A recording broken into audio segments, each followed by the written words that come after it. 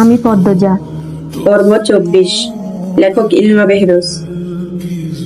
বারান্দার গ্রিলে হাত রেখে আকাশের দিকে তাকিয়ে আছে পদ্মজা। তার পরনে শাড়ি রয়ে গেছে। আকাশের বুকে থালার মতো একখানা চাঁদ। চাঁদের আলোয় চারিদিক চিকচিক করছে। চারপাশ থেকে ভেসে আসছে ঝিঝি পোকার ডাক। পদ্মজা কেঁপে উঠে পিছনে তাকালো। মোরশেদকে দেখতে পেয়ে হাঁফ ছাড়ল গোপনে। মোরশেদ বললেন, তোর মাই কি আর ওঠে নাই? না আব্বা। মোরশেদ চিন্তিত ভঙ্গিতে কিছু ভাবলেন।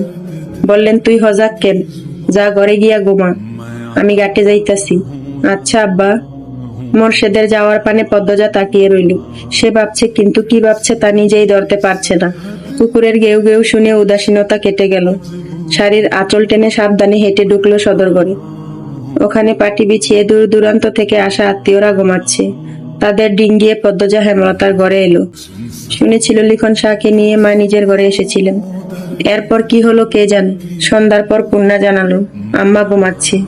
হেমলতা কখনো সন্ধ্যার সময় ঘুমান না, তাই পদ্মজা ঘুমটা টেনে হেমলতার ঘরে ছুটে আসে।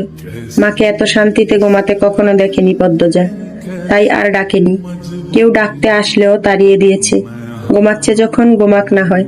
এখন মধ্যরাত। হেমলতার মুখের সামনে মাটিতে বসে এক দৃষ্টিতে তাকিয়ে মাকে দেখছে পদ্মজা। তার গলা কাঁপছে। শ্বশুর বাড়ি কিভাবে থাকবে সে? মাকে ছাড়া 2 দিন থাকতে গিয়ে এত বড় জ্বর বয়ে গেল, আর এখন কিনা সারা জীবনের জন্য মায়ের ছায়া ছেড়ে দিতে হবে। এই মুখটা না দেখলে তার দিন কাটে না। এই মানুষটার আদরের শাসন ছাড়া তার দিন সম্পূর্ণ হয় না। পদ্মজা বিছানায় মাথা ঠুকে ফুঁপিয়ে উঠল। অস্পষ্ট করে ডাকলো, আম্মা। সঙ্গে সঙ্গে হেমলতা চোখ খুললেন। পদ্মজা খেয়াল করলো না। সে কাঁদতে কাঁদতে চাপা সরে বলল, তোমাকে ছাড়া কিভাবে থাকবো আম্মা? বিয়েটা কি খুব দরকার ছিল? ছিল। পদ্মজা চমকে গিয়ে মাথা তুলল।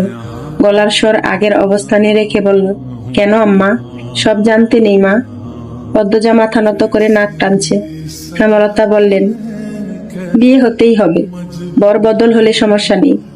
তোর কি আর কাউকে পছন্দ? প্রশ্নটি শুনে পদ্মজা বিব্রত হয়ে গেল।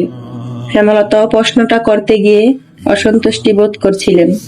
পদ্মজা মাথা 2 পাশে নাড়িয়ে জানালো, তার আলাদা করে কাউকে পছন্দ নেই। হেমলতা উঠে বসেন। চুল খোপা করতে করতে প্রশ্ন করলেন, রাত কি খুব হয়েছে? কারো সাড়া নেই যে। মাঝরাত। আর তুই জেগে থেকে কাঁদছিস? মৃদু দমকের স্বরে বললেন। পদ্মজা নিরুত্তর। হেমলতা জানালার বাইরে চেয়ে দেখলেন চাঁদের আলোয় চারিদিক।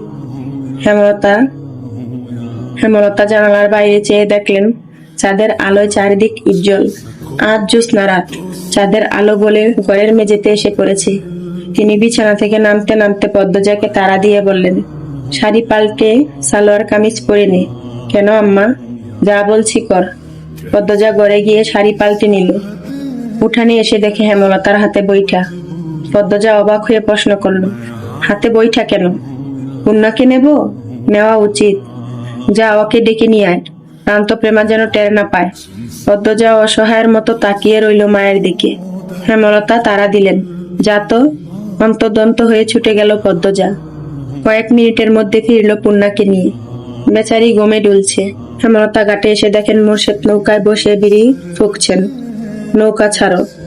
মোরশেদ 2 মেয়ে আর বউকে দেখে চমকে গিয়েছেন। তার মধ্যে হেমলতা যেভাবে বললেন, নৌকা ছাড়ো, তা শুনে আরো বরকে গেলেন। চোখ বড় বড় করে প্রশ্ন করলেন, কেন? কি হইল?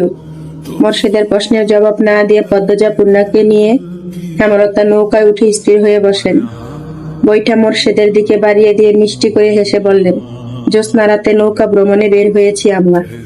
তুমি এখন আমাদের মাঝি। হেমলতা থামলেন। এরপর আঞ্চলিক ভাষায় বললেন, লও মাঝি, বইটা লও। ছাড়ো তোমার নৌকা। যত শিখি চাইবা ততই পাইবা। একসঙ্গে 4টা দুঃখী মানুষ হেসে উঠে। মোরশেদ বইটা হাতে নিয়ে নৌকা ছাড়লেন। হুট করেই যেন অনুভব হচ্ছে যুবক কালের রক্ত শরীরে টকবক করছে। এই তো তার সংসার, এই তো তার আনন্দ। রাতের নির্মল বাতাস বইছে। মাদিনী নদীর স্বচ্ছ জলে চাঁদের প্রতিচ্ছবি। কচুরি পানারা ভেসে যাচ্ছে। সবকিছু সুন্দর মুগ্ধকর। পূর্ণার বুকের ভারটা খুব হালকা লাগছে। পদ্মজা প্রাণ ভরে নিঃশ্বাস নিল। রগে রগে যেন বয়ে গেল শান্তি। আল্লাহ তাআলা যেন প্রাকৃতিক সৌন্দর্যে যে কোনো দুঃখী মানুষকে সুখী অনুভব করানোর মন্ত্র ঢেলে দিয়েছেন। মোরশেদ নাকি গো? হিন্দু পাড়া থেকে কেউ একজন চেঁচিয়ে ডাকলো। মোরশেদ এক হাত তুলে জবাব দিলেন, হ দাদা, আমি। রাতের বেলা যাইতাছ কই? মেয়ে বউ লইয়া জ্যোৎস্না পোহাইতে বাইর হইছি দাদা। তোমাদেরই দিন মিয়া। মোর্শেদ আর কিছু বললেন না, হাসলেন। ওপাশ থেকে আর কারো কথা শোনা গেল না। নৌকা আটপাড়া ছেড়ে হাওরে ঢুকে পড়েছে। শাসা করে বাতাস বইছে, গায়ের কাপড় উড়ছে। হেমলতা দুই মেয়ের মাঝে এসে বসলেন। চাদর নিয়ে এসেছেন। দুই মেয়েকে দুই হাতে জড়িয়ে ধরে ডেকে দিলেন চাদরে। বাতাসে চাদর উড়ে পেট পেট আওয়াজ তুলছে। চারটা একদম মাথার ওপর তাদের সঙ্গে সঙ্গে দুলছে। মোর্শেদ মনের সুখে গান ধরলেন। লোকে বলে বলে রে ঘর বাড়ি বালা নাই আমার, কি ঘর বানাই মুই আমি শূন্যের মাজার। বালা কইরা ঘর বানাইয়া কয়দিন থাকো মার, আমি কয়দিন থাকো মার। আয়না দিয়া চাইয়া দেখি, আয়না দিয়া চাইয়া দেখি পাকনা চুল আমার। পাকনা চুল আমার বলতেই পূর্ণা ফিক করে হেসে ফেলল। পদ্মজাকে ফিসফিসিয়ে বলল, আব্বা বোধহয় এখনো জোয়ান থাকতে চায়। পদ্মজা হেসে চাপা সুরে বলল, চুপ থাক, আব্বা কি সুন্দর গায়। মোর্শেদ গেয়ে যাচ্ছেন। এই দরিয়া হাসনে রাজা, ঘর দুয়ার না বন্ধে হারে। এই দরিয়া হাসনে রাজা, ঘর দুয়ার না বন্ধে। কোথায় নিয়ে রাখবো আল্লাহ, কোথায় নিয়ে রাখবো আল্লাহ, তাই ভাবিয়া কান্দে। বলে ও বলে ঘর বাড়ি বালা নয়নে, শান্ত করি হাসনে রাজা হারে। আসবো কতদিন, বানাই তো দালান কোঠা, বানাই তো দালান কোঠা করিয়া রঙিন। লোকে বলে ও বলে রে ঘর বাড়ি বালা নয়নে। মোর্শেদ থামলেন। তিন মা মেয়ে একসঙ্গে হাতে তালি দিল। সেই আওয়াজে মুখরিত হয়ে উঠল চারপাশ। এত সুন্দর রাত বারবার ফিরে আসুক। মোর্শেদ হা করে তাকিয়ে থাকলেন সামনে থাকা তিনটা মানুষের দিকে। তাদের চোখে মুখে খুশি চিকচিক করছে, অথচ তিনি জানেন একজন কতটা দুঃখী। মোর্শেদ ডুব দিলে লুকায়িত এক সত্যের কষ্ট পুনরায় লুকিয়ে যান। হেমলতা আর তিনি ছাড়া এই কলিজা ছেঁড়া কষ্ট কেউ জানে না।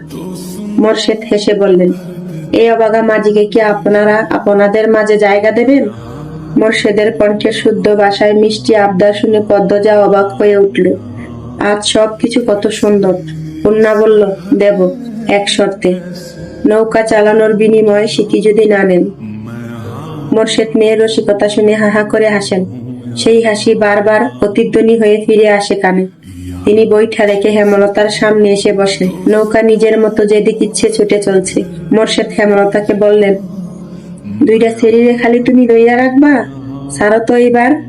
আইরে তোরা আমার দাঁড়িয়ে আইয়াব। পদ্মজা অবাক হয়ে মায়ের দিকে তাকালো। হেমলতা যেতে বললেন।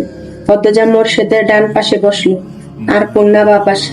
মোর্শেদ পূর্ণাকে এক হাতে, পদ্মজাকে আরেক হাতে জড়িয়ে ধরে হু করে কেঁদে উঠেন। অপরাধী স্বরে বললেন, আমি বাপ হইয়া পারি নাই আমার ছেলেদের বেইজ্জতির হাত থেকে রক্ষা করতে। আমারে মাফ কইরা দিস তোরা। মোর্শেদ কখনো এত আদর করে পদ্মজাকে জড়িয়ে ধরেননি। এই প্রথম ধরেছেন, আবার কাঁদছেন। পদ্মজার চোখ দুটি জলে ভরে উঠে। হেমলতা মোর্শেদের পায়ের কাছে বসলেন। মোর্শেদের হাঁটুতে মাথা রেখে দুই মেয়ের হাত চেপে ধরলেন। কেটে যায় অনেকগুলো মুহূর্ত। নৌকা হাওরে পানির স্রোতে একবার এদিক তো আরেকবার ওই দিকে যাচ্ছে।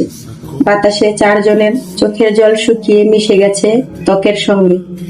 নিস্তব্ধতা ভেঙে পদ্মজা বলল, আজ আমি বুঝলাম, জীবনের সুখ বা দুঃখ কোনোটাই চিরস্থায়ী নয়।